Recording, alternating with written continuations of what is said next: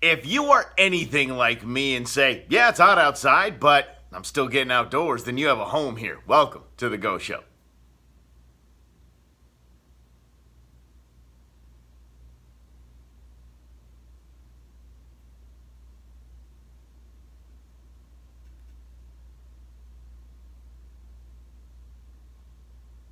And you find us on social media, facebook.com/The Go Show with Mike Russell, and on Instagram at The Go Show with Mike Russell. You can follow along. We have the video up of the first segment as we normally do. And, when we're in the comfy confines of Prod 10 with the nice lounger and the desk, it looks very homey.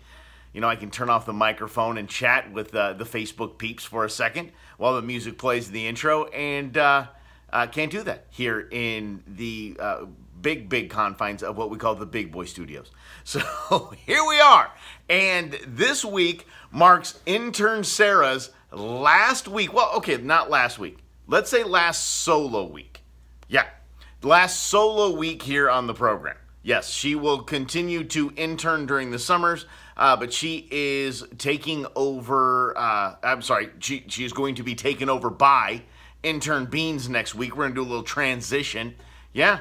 And then Sarah's going to just take some time off, enjoy the rest of her summer. And let me tell you something. She's got a lot planned. She's got a lot going on. So she's going to head down to U of A in just about 4 weeks. So we're very proud of her and very excited for her next adventure. So intern away. That's what you need to be doing. Like right now. Do some interning stuff. I know we don't have a guest. You can't let anybody in. But walk down the hallway and get more Skittles. How about some more coffee for me? Yeah. That's some Uber intern stuff. Coffee now! Hey, thanks for spending some time with us. We greatly appreciate it. You can also catch podcasts of past shows on KFY.com, FoxSports910.com, as well as the always free and awesome iHeartRadio app. Now, last weekend, we went on an adventure. I told you about it a couple weeks prior. It was the Arizona Mule Deer Organization's Striped Bass Fishing Tournament. And if you know anything about the striped bass world, that means in the summertime, we are striped bass fishing en la noche. We're doing it at night, and it's a lot of fun. It really is. Let me just tell you right away how it went. I'm just going to skip right to the end, and I'm going to back up and give you some of the details. I believe there was well over 25 people in the tournament, okay? And maybe even over 30 people in the tournament. I believe 4 people caught fish all night long. Most caught 1 fish. I think one dude caught 3 fish and won it. It was so much so that me and Ron Nixon from Broadhead Nation, we were just sitting on my tailgate while they went through all of the, oh yeah, you won, you didn't win. This bag has 2 pounds. This bag has 1 pound. It was bad. It was a really rough night fishing. It was a great tournament. Clayton Ross from Striper Adventures put on a great tournament. Terry was out there. His wife was out there. His whole family's out there making everybody feel comfortable and welcome. And it was a well-done tournament. But that doesn't make the fish bite. And so now I'll back up. And right when I got there, Clayton looked at me and said, we went out last night and didn't catch anything. Okay, hold on a second. Clayton Ross is probably, I would say he is the best guide, not probably, he's the best guide service for striped bass in the state, period. I mean, forget about price. Kids are always free. And his hospitality, his boat, the confines of that you're fishing in is just like being in your fishing off of your living room. And he's just service oriented, and he's all about, and he puts you on fish. Like if there's fish to be found, he knows where to get them. One of the guys that caught 2 fish was on our boat. So I mean, that's if there's any fish to be found, he's going to find them. And when he comes back and says, no fish biting last night. I thought he was joking. I honestly did. I thot he was kidding. So I gulp, but yeah, come on, man. That's funny. Look, dude, I brought some snacks and some drinks, and okay, let's get. Are you serious? You really? You mean that? And then everyone else is saying the same thing.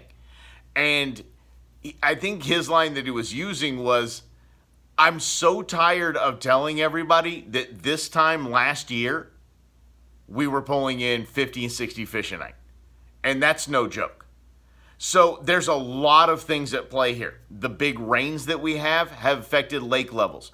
The temperature and the mild summer that we've been having has impacted water temperature. All of this goes into how the fish act. And if you think you can bass fish, good for you. You probably can. You're probably really great at it. Striped bass is a whole different sport. Striped bass don't suspend themselves and hang out like bass do. Like, you can look around a lake, you can look at your fish finder, you could probably find the areas, even topographically around the lake, that there's going to be largemouth bass, even smallmouth bass. Striped bass don't stop moving.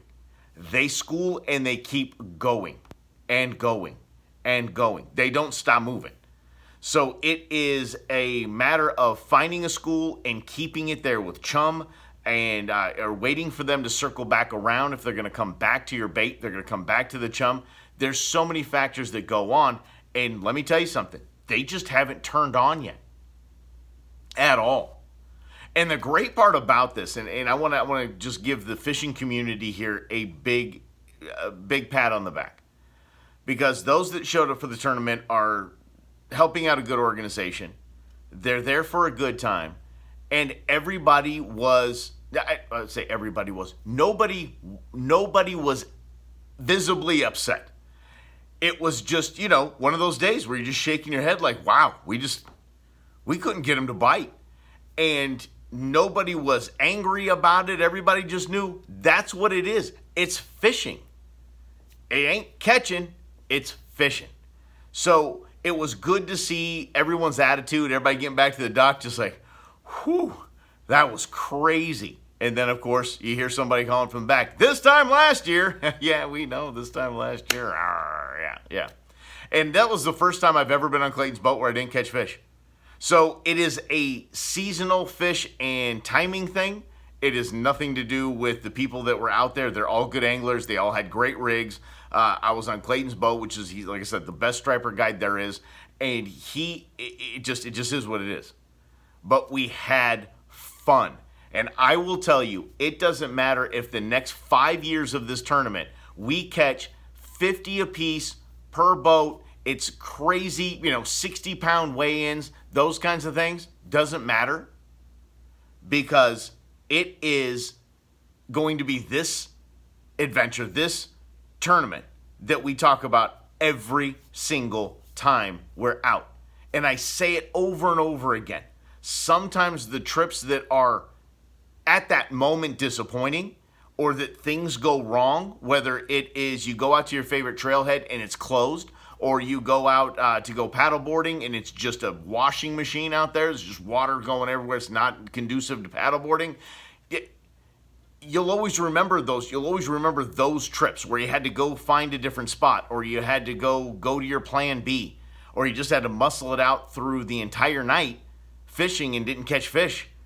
Those are the ones you will always go back to and talk about, instead of, oh yeah, the first year of the tournament, I caught 40 fish, second year, 30, third year, 55. There's no stories there.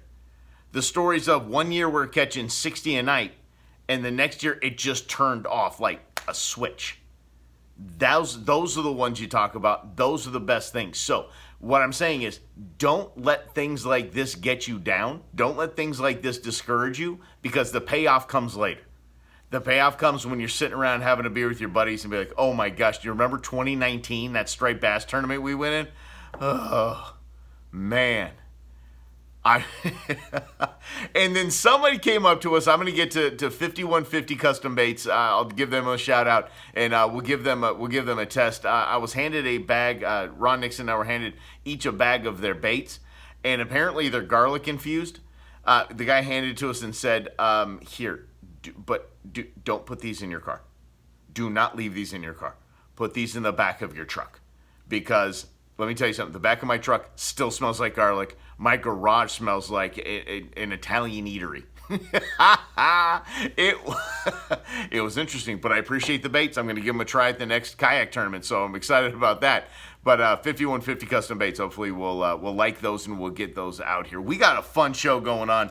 We're going to give you all of the latest from ICAST. If you don't know, that's the big, giant fishing convention and trade show. We're going to also talk about some technology with some hunting apps. We've got 2 rounds of headlines because so much happened this week. We want to get you caught up on some funny stories, some really cool stories as well. We'll get you caught up in the second hour headlines. But coming up next, let's do it. Let's get technical. The best hunting and fishing apps for your smartphones coming up next right here on The Go Show.